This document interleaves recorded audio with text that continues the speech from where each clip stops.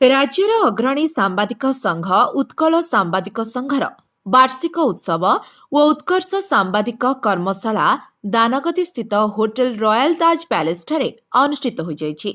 ଏହି ବାର୍ଷିକ ଉତ୍ସବରେ ମୁଖ୍ୟ ଅତିଥି ଭାବେ ସମବାୟ ଓ ହସ୍ତତନ୍ତ ବୟନଶିଳ୍ପ ମନ୍ତ୍ରୀ ପ୍ରଦୀପ ବଳ ସାମନ୍ତ ମୁଖ୍ୟ ଅତିଥି ଭାବେ ଯୋଗଦେଇ ସାମ୍ବାଦିକମାନଙ୍କ ପାଇଁ ସରକାର ତତ୍ପର ଅଛନ୍ତି ବୋଲି ସମସ୍ତେ ସତ୍ୟ ଖବର ପରିବେଷଣ କରିବା ଆବଶ୍ୟକ ବୋଲି ନିଜ ବକ୍ତବ୍ୟରେ କହିଥିଲେ।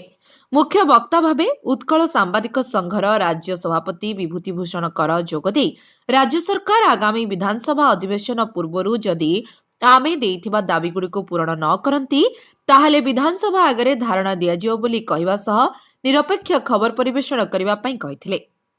ଅନ୍ୟତମ ଅତିଥି ଭାବେ ସଂଗଠନର ରାଜ୍ୟ ସାଧାରଣ ସମ୍ପାଦକ ବେଣୁଧର ପଣ୍ଡା, ରାଜ୍ୟ କାର୍ଯ୍ୟକାରୀ ସଭାପତି ହାରାଧନ ବାନାର୍ଜୀ, ରାଜ୍ୟ ସମ୍ପାଦକ ବିଶ୍ୱଜିତ ନାୟକ, ଜିଲ୍ଲା ସଭାପତି ହରିହର ସ୍ୱାଇଁ, ଜିଲ୍ଲା ସାଧାରଣ ସମ୍ପାଦକ ପବିତ୍ର ରଞ୍ଜନ ମହାନ୍ତି ପ୍ରମୁଖ ମଞ୍ଚାସୀନ ରହିଥିଲେ। ସମାଜରେ ବିଭିନ୍ନ କ୍ଷେତ୍ରରେ ପାରଦର୍ଶିତା ଲାଭ କରିଥିବା ବ୍ୟକ୍ତିତ୍ୱମାନଙ୍କୁ ସଂଗଠନ ତରଫରୁ ସମ୍ବର୍ଦ୍ଧିତ କରାଯାଇଥିଲା।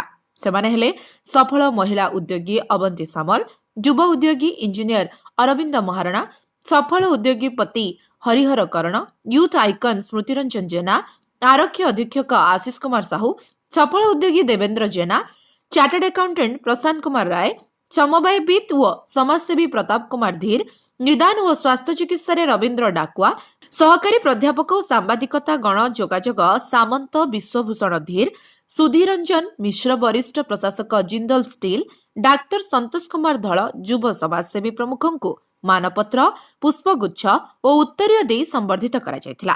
ଶେଷରେ ଦୂରଦର୍ଶନର ସାମ୍ବାଦିକ ପ୍ରିୟରଞ୍ଜନ କର ଓ ସାମନ୍ତ ବିଶ୍ୱଭୂଷଣ ଧୀରଙ୍କ ଦ୍ୱାରା ଏକ ସାମ୍ବାଦିକତା ତାଲିମ କର୍ମଶାଳା ଅନୁଷ୍ଠିତ ହୋଇଥିଲା। ସାମ୍ପ୍ରତିକ ସମାଜ ଓ ଭିଡ଼ ଭିତରେ ସାମ୍ବାଦିକତା କିଭଳି କରାଯାଏ ତାହା ବୁଝେଇ କୁହାଯାଇଥିଲା। ଆଜିର ଏହି ବାର୍ଷିକ ଉତ୍ସବଟିକୁ ଜିଲ୍ଲାର କାର୍ଯ୍ୟକାରୀ ସଭାପତି ବରିଷ୍ଠ ସାମ୍ବାଦିକ ରଙ୍ଗବଲ୍ଲଭ ସାହୁ, ଉପଦେଷ୍ଟା ଦୁଷ୍ମନ୍ତ ଘଡ଼େଇ, ବିପ୍ଳବ ବିଜୟ ପଣ୍ଡା, ଜାତୀୟ ପରିଷଦ ସଭ୍ୟ ପ୍ରଦୀପ ଚାନ୍ଦ, ଉପସଭାପତି ପ୍ରଦୀପ ଜେନା, ସମ୍ପାଦକ ସୁଭାଶିଷ ରାଉତ ପ୍ରମୁଖ ସହଯୋଗ କରିଥିଲେ। ଯାଜପୁରରୁ ଅଭିମନ୍ୟୁ ମିଶ୍ରଙ୍କ ରିପୋର୍ଟ, ଲିଭ୍ ଲାଇଭ୍ ଓଡ଼ିଆ।